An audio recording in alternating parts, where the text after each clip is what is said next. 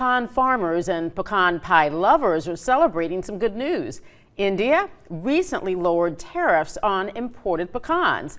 WALB News 10's Alicia Lewis reports on the expected impact on Georgia. Experts say Georgia produces about 1/3 of all American pecans. With India lowering its tariff from 100% to now 30%, this gives pecan farmers a huge financial relief. G&G Pecans is a family-owned and operated business located in Tifton. The owner tells me he's been experiencing consumers wanting to cut out the growers just to keep up with the demand. Now they're picking them up and getting them shelled and trying to retail them themselves. So on the same hand, that's flooding the retail market with shelled pecans. They may sell them a lot cheaper, which drives the price down on our end too. So, I mean, it's really just a trickle-down effect to the whole thing.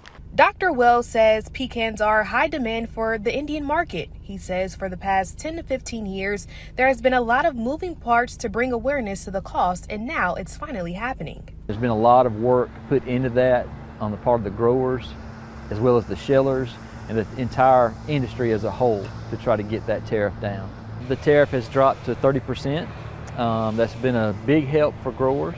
It'll allow us to move pecans into India. Allison says his company is on the retail side of things as well as the grower side of things, so the changes to the tariff fee does impact the business directly. We've definitely seen lower prices as far as selling them straight out of the orchard. And it's harder to retail them because you got so many more people doing it. But as far as like the equipment, bagging and shelling them for other people has jumped up because there's so many more people that's wanting to bag them and shell them to retail.